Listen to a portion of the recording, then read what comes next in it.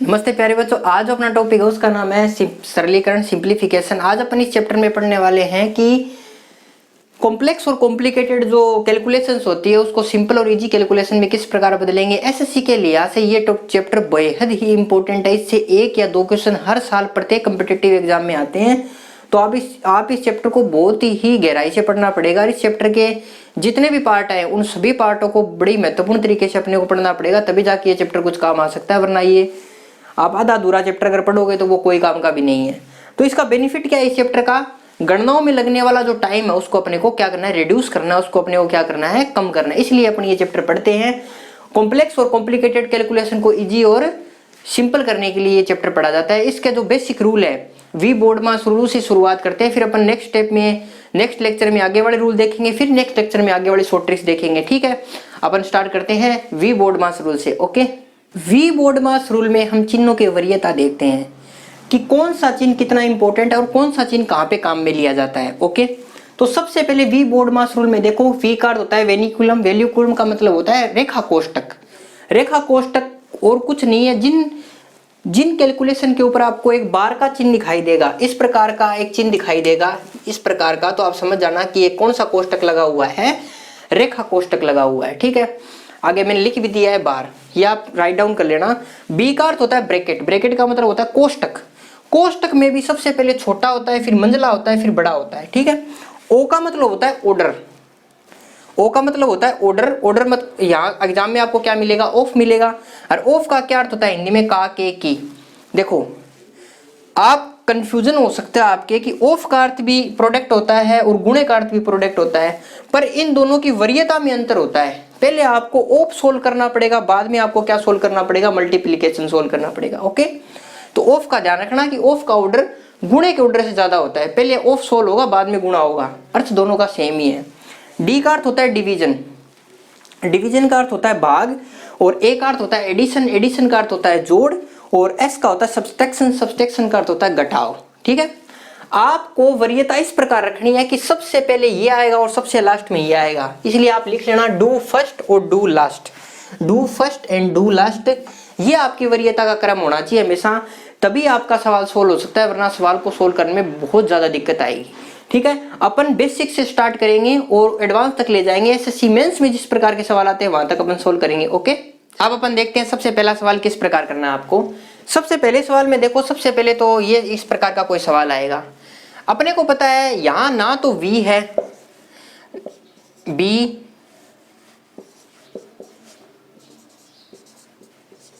अपन ने देखा कि इस सवाल में शुरुआत अपने को यहां से करनी है, ये नहीं है पर ये है। ठीक है, अब सबसे पहले अपने को ये देखना है कि इसमें भी अपन सबसे पहले किसको सोल्व करेंगे। ब्रैकेट में भी अपना रूल जो कहता है सबसे पहले छोटा ब्रैकेट सोल्व होगा। ओके, तो सब सवाल को इस प्रकार लिख दो आप। इस प्रकार के सवालों में जल्दबाजी नहीं करनी आपको किसी भी हिसाब से। तो 7 में से 6 गया, कितना बचेगा 1, तो माइनस का कितना लगा दिया 1। इस प्रकार जो जो कोष्टक सोल्व होता रहेगा वो कोष्टक उस प्रकार से हटता रहेगा। ठीक है, यही सवाल का नियम और इसी प्रकार आपको करना है। तो 10 माइनस 9 माइनस 8 में से 1 गया, कितना बचेगा 7 माइनस 5। ओके, 9 में से 7 गया, कितना बचेगा 2 माइनस 5 7। अब ये देखो, ये 10 प्लस का है, 7 माइनस का है, तो आपका उत्तर कितना आएगा 3। यही आपका क्या है, आंसर है। इसी प्रकार से आपको हर सवाल को ट्राई करना है। ये सबसे सिंपल सवाल था, इसी से स्टार्ट किया मैंने। अब अपन देखेंगे थोड़े थोड़े सवालों का लेवल धीरे धीरे बढ़ता जाएगा।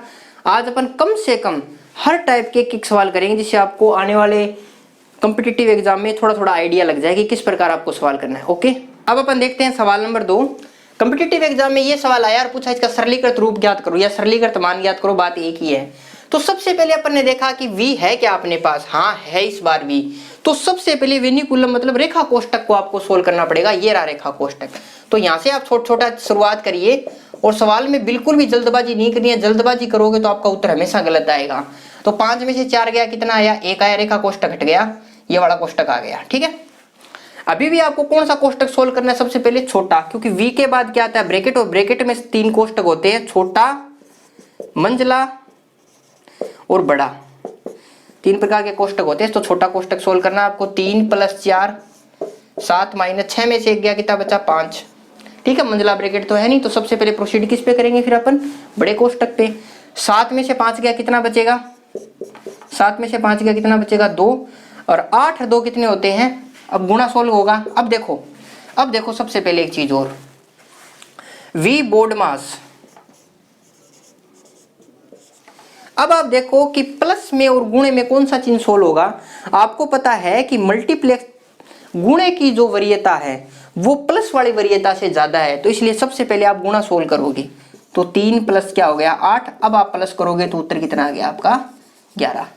इस प्रकार उत्तर आते जाएंगे। सिंपल सवाल है ये, तो उत्तर कितना आ गया आपका 11। बस वरीयता को आपको ध्यान रखना है, उत्तर चुटकियों में आते जाएंगे। ओके, अब सवाल नंबर 3 कंपटीशन के लिहाज से सबसे महत्वपूर्ण सवाल है और सबसे ज्यादा ये सवाल आता है कंपटीशन में। आप पीछे के पेपर उठा के देखोगे तो आपको ये सवाल बहुत सारे कंपटीशन में आया हुआ मिलेगा। तो ठीक है, स्टार्ट करते हैं अपन सवाल को। तो सबसे पहले देखो कि अपन ने देखा कि ये सवाल है, इसमें वर्निकुलर का कोई योगदान नहीं है, मतलब रेखा कोष्टक है ही नहीं, ब्रैकेट पर है। तो सबसे पहले अपनी नजर गई छोटे वाले ब्रैकेट पे। ठीक है, तो सबसे पहले अपन स्टार्ट करते हैं और छोटा वाला ब्रैकेट सोल्व करने का प्रयास करते हैं। जैसा आपको पढ़ाया है उसी प्रकार से आप चलते जाओ। अब देखो छोटा ब्रैकेट के जब अपन पास आए तो छोटा ब्रैकेट के पास 2 निशान थे, एक तो प्लस था और एक भाग था। आपने अभी अभी देखा है कि जो प्लस और भाग, इसमें से जो वरीयता ज्यादा होती है वो होती है किसकी ज्यादा होती है, भाग की वरीयता ज्यादा होती है, क्योंकि भाग ऊपर आता है। तो सबसे पहले अपने को इसको सोल्व करना पड़ेगा। 1 में भाग देंगे 2 का तो कितना आएगा 1/2। ठीक है, 1/2 + 1 और यहाँ से कितना आ गया फिर 3/2। मैं आपको डायरेक्ट नीचे सोल्व करूंगा और ऊपर स्टेप लिखाऊंगा, तो आप डायरेक्ट लिखते जाना वहां पे। तो इसको अगर मैं इरेज कर देता हूं, अब ये अपने कोई काम का नहीं है, तो यहाँ पे अपन क्या लिख सकते हैं 3/2 लिख सकते हैं। अब इतने पे क्या लिख सकते हैं अपन 3/2। छोटा ब्रैकेट खत्म हो गया, मंझला ब्रैकेट स्टार्ट। ठीक है, अभी भी अपने पास प्रॉब्लम है क्योंकि अपने पास कौन सा ब्रैकेट मौजूद है, मंझला ब्रैकेट। तो मंझले ब्रैकेट को सोल्व करना पड़ेगा सबसे पहले। 1 + 1 भाग। अब मंझले ब्रैकेट में भी वही दिक्कत आ गई कि 1 में भाग देना है 3/2 का। इसको आप प्रक्रिया को आप देखो, 1 के अंदर भाग देना है आपको 3/2 का, तो तीसरे बट्टे वाली चीज कहां चली जाती है, ऊपर चली जाती है। तो इसको आप क्या लिख सकते हो 2/3। इस वाली पूरी चीज को आप कितना लिख सकते हो 2/3 लिख सकते हो। ठीक है, समझ रहे हो ना आप कि तीसरे बट्टे वाली चीज कहां चली जाती है, ऊपर चली जाती है। तो इसको आप इरेज कर दो, यहां से यहां पे लिख दो अपन 2/3। तो इस पूरे की जगह आप क्या लिख सकते हो 2/3। 2/3 और 1 16 होंगे तो 3 2 5। इसका उत्तर कितना आ जाएगा 5/3। समझ रहे हो ना आप, इसका उत्तर कितना आ जाएगा 5/3। तो यहां से आपने सब कुछ हटाया और आगे कितना लिख दिया 5/3। ठीक है, अब ये वाली स्टेप आ गई अब अपने पास। अगर नीचे अगर इस वाली स्टेप को अपन सोल्व करेंगे, देखो इस वाली का तो अपने वो काम जिससे कम ही पड़ रहा है, इसको मिटा दो अपने। अब देखो कि 1 में 5/3 का अगर भाग देंगे तो 3 कहां चला जाएगा ऊपर, तो ये क्या बन जाएगा 3/5। तो इस पूरे की जगह कितना आ जाएगा 3/5। तो आप क्या लिख सकते हो 1 भाग 1 + 3/5। ठीक है, 5 और 3 कितने हो गए 8। तो ये कितना हो गया 1 भाग 8/5। ठीक है, वही वाली ऊपर वाली बात हो गई। 1 में भाग देना है 8/5 का, तो 5 ऊपर चला जाएगा तो कितना आ जाएगा 5/8। तो इस सवाल का जो फाइनल आंसर है वो कितना आ गया आपके पास 5/8। इसी सवाल का आंसर है और 5/8 आपका ये आंसर रहा। ठीक है, थोड़ी सी इस वाली प्रक्रिया को आपको समझना है। मैं थोड़ा सा एक छोटा सा कंसेप्ट आपको और बता देता हूँ, फिर आप पूरा इसको डिटेल में समझ जाओगे। अगर ये सवाल समझ में नहीं आया तो आप दोबारा से इस वीडियो को देख लेना, आपको समझ में आ जाएगा ये सवाल।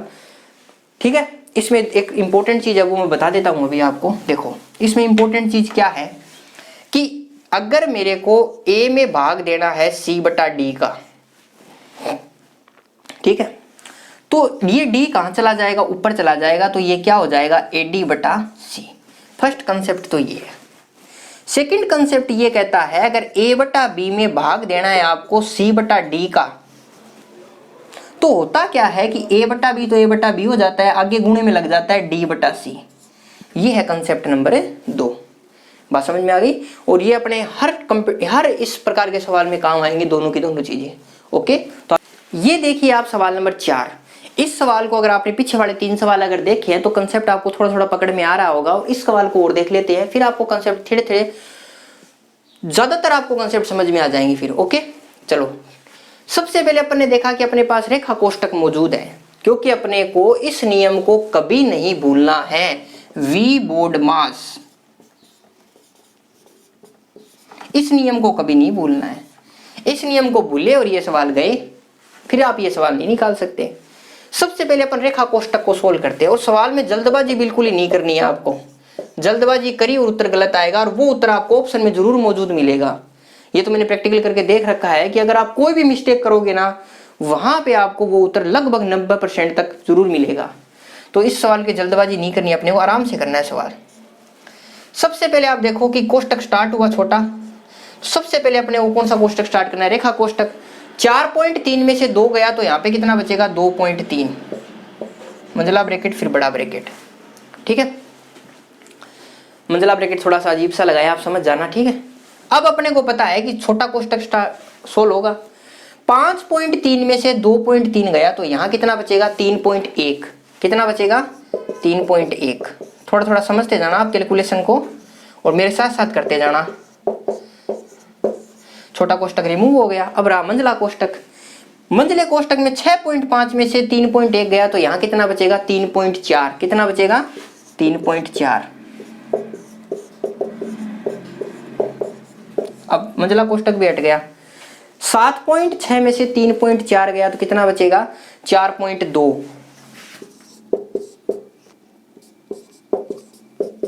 और 8.7 में से 4.2 गया तो आपका उत्तर आ जाएगा 4.5। कितना आसानी से और कितना सही तरीके से आपका उत्तर आ गया, बिना किसी एफर्ट के, सिर्फ एक रूल की वजह से। तो इसलिए वी बोर्ड मास रूल का याद होना बेहद ही इंपॉर्टेंट है। ये सवाल एसएससी के अंदर बहुत बार आ चुका है, 2-3 बार तो मैंने देख लिया इस सवाल को।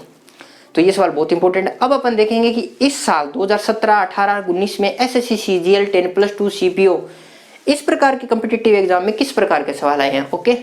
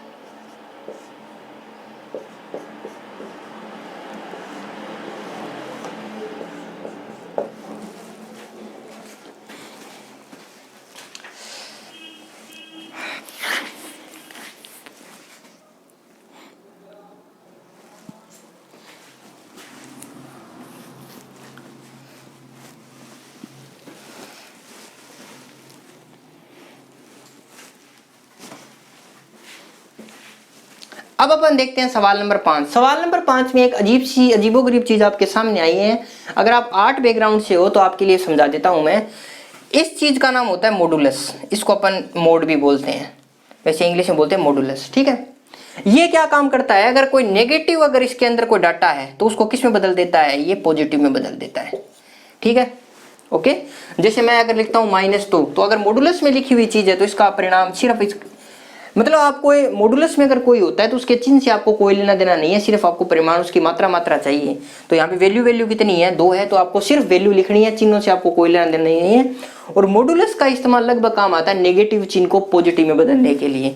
अगर आपको कोई पूछे ना मॉडुलस काम क्या आता है, तो आप लिख देना कि नेगेटिव को किस में बदलने के लिए, पॉजिटिव में बदलने के लिए किसका उपयोग किया जाता है? मॉडुलस का उपयोग किया जाता है, मतलब मोड का प्रयोग किया जाता है। ओके, ये मोड का निशान होता है।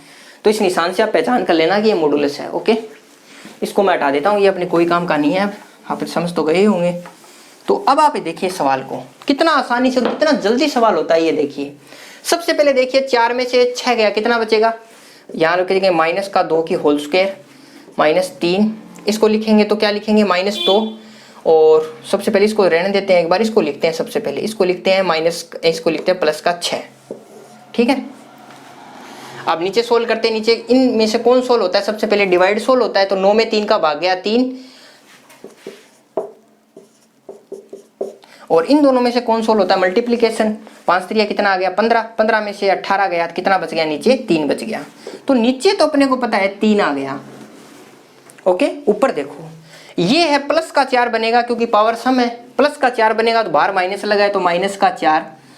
अब ये माइनस का कितना बनेगा, -6 बनेगा, ये माइनस अंदर जाएगा, इससे गुणा होगा तो ये किसका बन जाएगा, +6 बन जाएगा, और यहाँ पे +6 पहले से ही मौजूद है। 12 में से 4 गया, कितना आता है, 12 में से अगर -4 है +12 है बटा 3 है, तो इसका उत्तर आ जाएगा 8/3। यही आपका क्या है, आंसर है 8/3। मैं उम्मीद करता हूँ कि आपको एक सवाल समझ में आया होगा। इसमें जो बेसिक कंसेप्ट जो छुपा हुआ है, ये सवाल आपको क्यों दिया गया, इसकी वजह से कि अगर किसी बच्चे को मॉडुलस का कंसेप्ट अगर पता नहीं है तो वो इस सवाल को गलत करे। जिस सवाल नंबर 6 को पढ़ने से पहले आप थोड़ा सा इस प्रक्रिया को देखते हैं कि सबसे पहले आप देखो कि अगर प्लस को अगर प्लस से गुणा करते हो तो आपको हमेशा क्या मिलता है, प्लस मिलता है, ठीक है। प्लस को अगर किसी माइनस से गुणा करते हो तो आपको हमेशा क्या मिलता है, माइनस मिलता है। ओके, और माइनस को अगर आप माइनस से गुणा करते हो तो आपको उस कंडीशन में क्या मिलता है, प्लस मिलता है। इस वाली प्रक्रिया को भी आप थोड़ा राइट डाउन कर लेना, जिससे आपको कैलकुलेशन में कोई दिक्कत नहीं है। जैसे पिछले सवाल में कैलकुलेशन थी ना, उस प्रकार से आपको कभी कोई प्रॉब्लम नहीं आई। अब अपन देखते हैं सवाल नंबर 6। ये है सवाल नंबर 6। इस प्रकार के सवाल को मैं बोलता हूं स्टेप क्वेश्चन। स्टेप क्वेश्चन क्यों बोलता हूं, उसके पीछे कारण है। जिस प्रकार से आप सीढ़ी चढ़ के नीचे से ऊपर की तरफ जाते हो, उसी प्रकार से इस सवाल को सोल्व करने का जो तरीका है वो नीचे से ऊपर का है। तो इस सवाल को अगर आपको कभी सोल्व करना है तो आपको नीचे से ऊपर की ओर प्रोसीड करना पड़ेगा, तब जाके ये सवाल होगा, ठीक है। अब अपन देखते हैं कि नीचे से ऊपर की तरफ किस प्रकार प्रोसीड करना पड़ेगा। आप मेरे साथ साथ राइट डाउन करना, वरना आपको थोड़ी सी प्रॉब्लम आ सकती है इस वाले सवाल में, क्योंकि मैं साथ साथ मिटाता जाऊंगा जो चीज काम की नहीं है। तो सबसे पहले इस स्टेप को सोल्व करते हैं। 1 + 4/5 को आप क्या लिख सकते हो, इस 5 को इससे गुणा करेंगे, 5 में 4 जोड़ेंगे, क्या लिख सकते हो, 9/5। इस स्टेप को आप क्या लिख सकते हो, 9/5। तो मैं इस वाले स्टेप को हटा देता हूं, यहाँ पे कितना लिख देता हूं, यहाँ पे लिख देता हूं मैं 9/5 लिख देता हूं। आपको पता है तीसरे बटे वाली चीज कहाँ चली जाती है, ऊपर चली जाती है। तो इसकी जगह में कितना लिख सकता हूँ, 15/9। इसकी जगह में कितना लिख सकता हूँ, 15/9। आपको ही पता है, मैंने आपको सिखाया है कि सिंप्लीफिकेशन के चैप्टर में आपको गणनाओं को आसान से आसान करके चलना है, ठीक है, उसको मुश्किल कभी भी नहीं करना है। तो आप अगर देखो, मैं इसको अगर 3 के पहाड़े से काटता हूं तो 5/3। तो आप बताओ मैं इस पूरे की जगह कितना लिख सकता हूं, 5/3 लिख सकता हूं ना, आपके कोई प्रॉब्लम नहीं होनी चाहिए। इस पूरे की जगह मैंने कितना लिख दिया, 5/3। अगर मैं इसको सोल्व करूंगा 3 में 5 जोड़ूंगा तो 8/3। इसको पूरे की जगह में कितना लिख सकता हूँ, 8/3, और 3 कहाँ चला गया, ऊपर, ठीक है।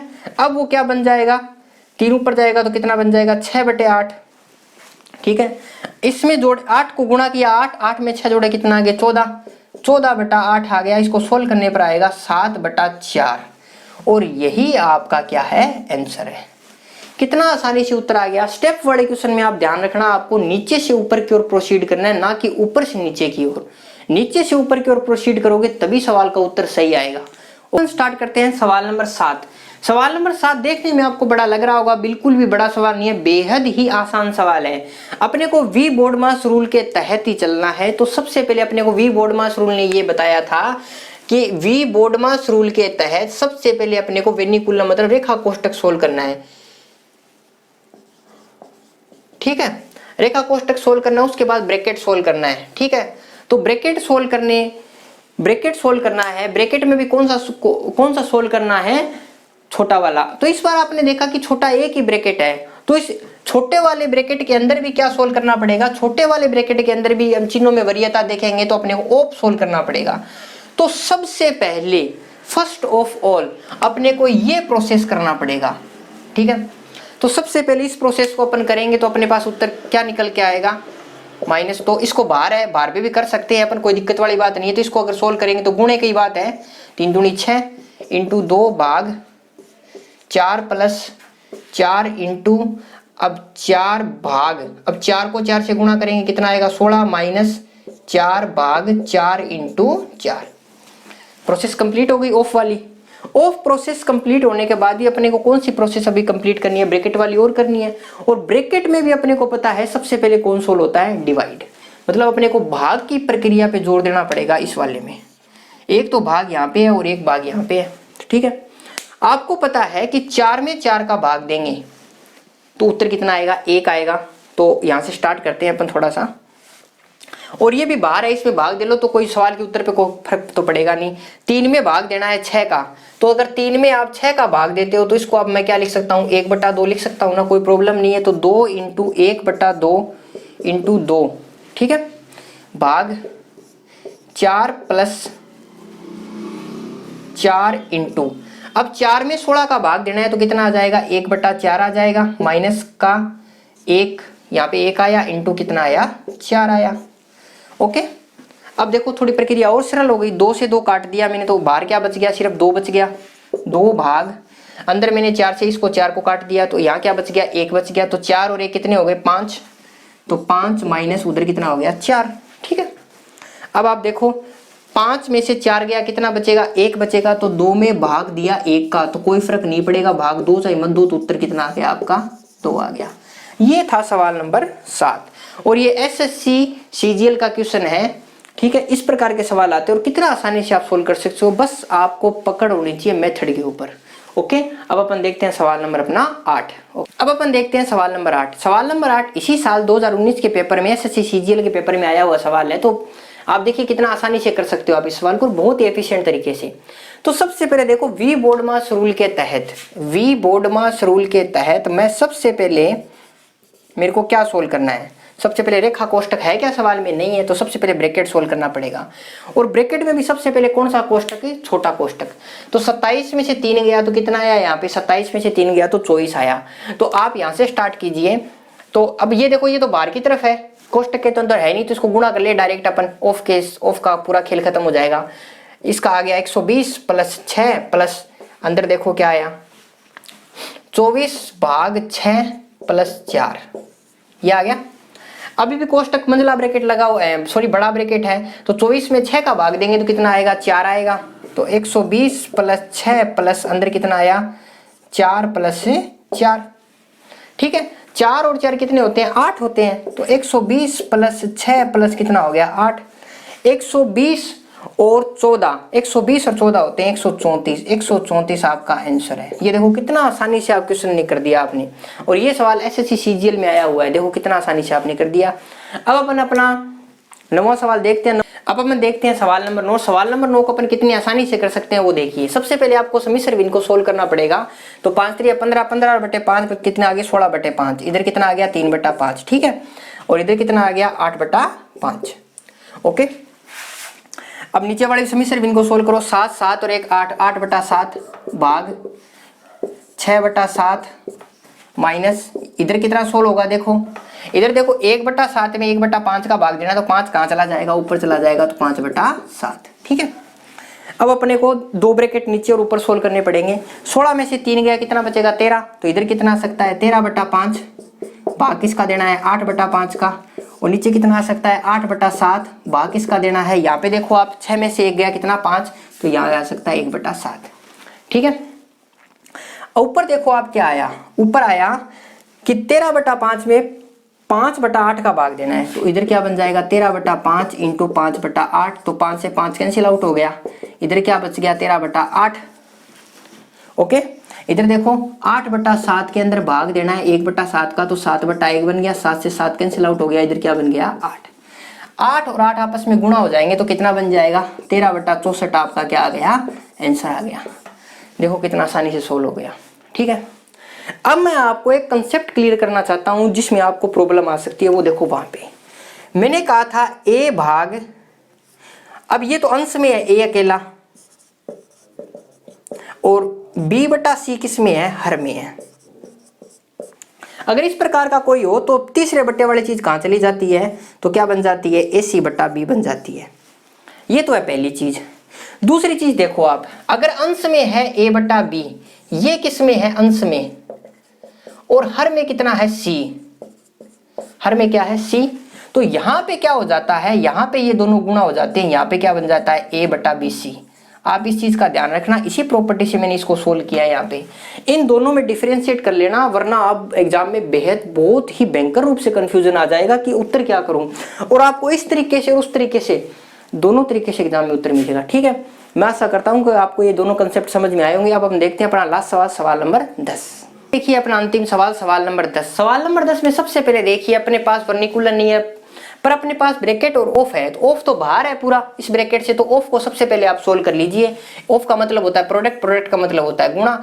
इसको सोल्व करेंगे तो कितना आएगा, 8 बटा अपना कितना आ गया, 10 आ गया। ठीक है, इसको फर्दर आप सोल्व करके लिख सकते हो, इसको आप फर्दर सोल्व करके लिख सकते हो 4 बटा 5। ठीक है, 4 बटा 5 लिख दिया आपने, फिर आपने भाग का निशान लगा दिया। अब अपन देखते हैं इस ब्रैकेट के अंदर, सबसे पहले ब्रैकेट के अंदर है ना, आप ऐसे करो, सम्मिश्र भिन्न में जो दे रखी है संख्या उनको सिंपल भिन्न में कन्वर्ट करो। 5 दूनी 10 रे कितना हो गया, 11 बटे 5। इससे थोड़ा सा कैलकुलेशन में आपको समझने में थोड़ी आसानी रहेगी। तो 3 बटा 5 इंटू 7, 7 और 8 कितना हो गया, 15, 15 बटे 8 भाग 2 बटा 3, और ये 2 ब्रैकेट लगा दिए अपन ने। अब सबसे पहले ब्रैकेट की तरफ ही चलना पड़ेगा अपने को, छोटे ब्रैकेट में, और छोटे ब्रैकेट में भी किसकी तरफ चलना पड़ेगा, भाग की तरफ। 15 बटा 8 में आपको भाग देना है 2 बटा 3 का, तो 3 ऊपर चला जाएगा और 2 नीचे आ जाएगा। इसको आप क्या लिख सकते हो, इसको लिख सकते हो 45 बटे 16। क्या लिख सकते हो इसको, थोड़ी देर के लिए आप 45 बटा 16। अब इस 45 बटा 16 इस पूरे की जगह आप क्या लिख सकते हो, इस पूरे की जगह लिख सकते हो 45 बटा 16। तो मैं इसको इरेज कर देता हूँ, अपने ये कोई काम का नहीं है इस समय पे, तो इसको मैं इरेज कर देता हूँ। यहाँ लिख देता हूँ मैं, यहाँ मैं लिख देता हूँ, या निशान किसका था, गुणे का था ना, यहाँ गुणे का लिख दिया 45 बटा 16। ठीक है, अभी भी ये ब्रैकेट चल रहा है। 45 बटा 16 लिखने के बाद इससे मैं इसको काट दूंगा कितनी बार, 9 बार, तो 9 त्रिया 27, 27 बटा 16, तो इसकी जगह कितना आ गया, 27 बटा 16। इस पूरे की जगह मैं क्या लिख सकता हूं, अब लिख सकता हूं मैं 27 बटा 16। ठीक है, अब देखो मैं नेक्स्ट प्रोसेस में क्या करता हूं, 4 बटा 5 भाग 11 बटा 5 माइनस, इधर क्या लिख सकता हूं मैं, 5 बटे 16 प्लस 27 बटा 16। ठीक है, अभी ब्रैकेट चल रहा है ये। 5 और 27 कितना होता है, 32, इधर इसको लिख सकता हूँ 32 बटा 16, और 32 बटा 16 का अर्थ आप जानते हो कितना होता है, 2। तो मैं छोटे ब्रैकेट की जगह क्या लिख सकता हूँ, 2 लिख सकता हूँ। तो 4 बटे 5 भाग 11 बटे 5 माइनस 2। ठीक है, इसको सोल्व कैसे करेंगे, इसको इससे गुणा करेंगे, कितना आएगा 10। 11 में से 10 गया, कितना बचेगा 1। तो इस पूरे की जगह कितना लिख सकता हूँ मैं, 1 बटा 5। तो 4 बटा 5 में भाग देना है आपको 1 बटा 5 का, तो 5 कहाँ चला जाएगा, ये वाला ऊपर चला जाएगा। तो ये प्रोसेस क्या बन जाएगी, 4 बटा 5 इंटू 5, 5 से 5 कैंसिल आउट हो गया, उत्तर कितना आ गया आपका 4। यही आपका क्या है, आंसर है। आप थोड़ी देर के लिए देखो कि अपन ने इस चैप्टर में किया क्या है।